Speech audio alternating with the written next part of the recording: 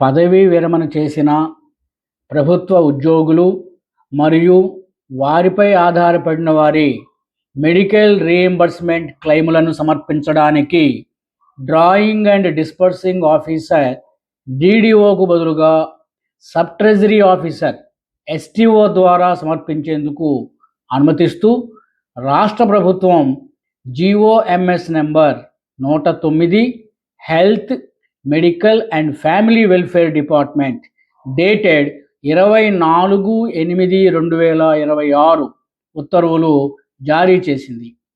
ఈ ఉత్తర్వుల్లోని అంశాలను ఇప్పుడు తెలుసుకుందాము.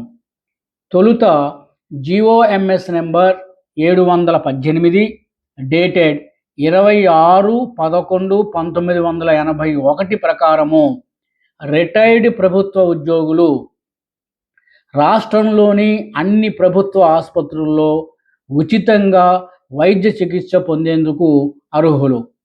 అయితే ప్రభుత్వ వైద్యాధికారి మందులు సూచించినప్పటికీ ఆ మందులు బయట మెడికల్ షాపుల్లో కొనుగోలు చేసినప్పుడు వాటి ఖర్చును మెడికల్ రీయింబర్స్మెంట్ కింద తిరిగి చెల్లించుకునే అవకాశం రిటైర్డ్ ఉద్యోగులకు లేదు.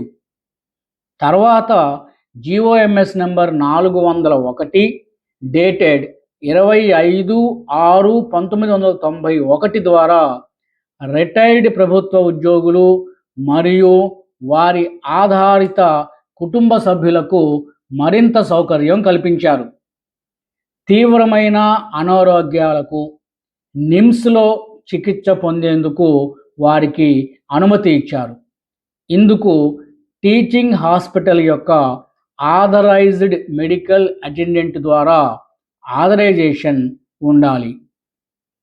ముఖ్యంగా ఈ సౌకర్యాన్ని సర్వీసులో ఉన్న ప్రభుత్వ ఉద్యోగులతో సమానంగా రిటైర్డ్ ఉద్యోగులు కూడా కల్పించారు. నిమ్స్లో చికిత్సకు అయిన ఖర్చును మెడికల్ రీయింబర్స్మెంట్గా క్లెయిమ్ చేసుకునే అవకాశం ఇచ్చారు.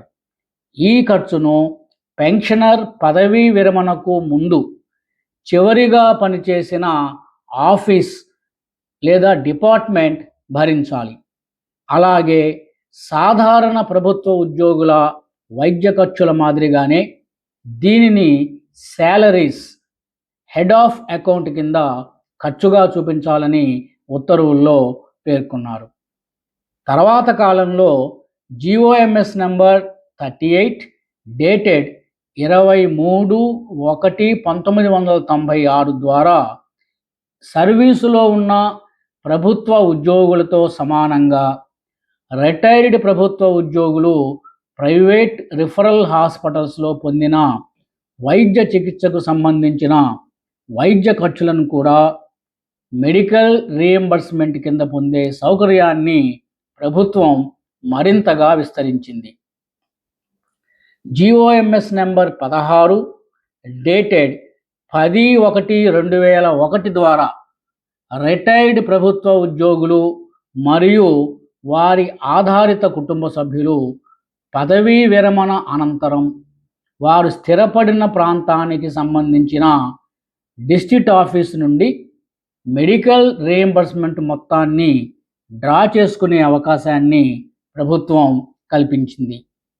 అయితే రిటైర్డ్ ప్రభుత్వ ఉద్యోగులు మరియు వారి ఆధారిత కుటుంబ సభ్యులకు చెల్లించే మెడికల్ రీయింబర్స్మెంట్ ఖర్చును వారు సర్వీసులో ఉన్నప్పుడు వారి జీతం ఏ హెడ్ ఆఫ్ అకౌంట్ కింద డెబిట్ చేయబడిందో అదే హెడ్ ఆఫ్ అకౌంట్ కింద డెబిట్ చేయాలి అని ప్రభుత్వం స్పష్టం చేసింది.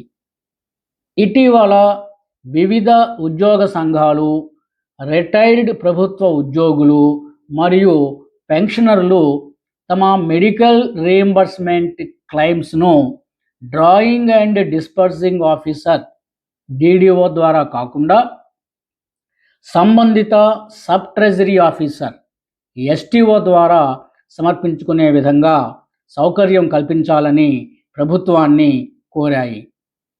ఈ విషయాన్ని ప్రభుత్వం క్షుణ్ణంగా పరిశీలించిన అనంతరం రిటైర్డ్ ప్రభుత్వ ఉద్యోగులు మరియు వారి ఆధారిత కుటుంబ సభ్యులు తమ మెడికల్ రియంబర్స్మెంట్ క్లెయిమ్స్ను drawing and disbursing officer DDO ద్వారా కాకుండా నేరుగా సబ్ ట్రెజరీ ఆఫీసర్ STO ద్వారా సమర్పించుకునేందుకు ప్రభుత్వం అనుమతి మంజూరు చేసింది. ఈ ఉత్తర్వులు జారీ చేసిన తేదీ నుండి అంటే 24/8/2026 నుండి అమల్లోకి వస్తాయి. ఈ ఉత్తర్వులను ఫైనాన్స్ డిపార్ట్మెంట్ సమ్మతితో జారీ చేయటం జరిగిందని ఈ ఉత్తర్వుల్లో పేర్కొనటం జరిగింది. ఇవి ఈ ఉత్తర్వుల్లో పేర్కొన్న అంశాలు.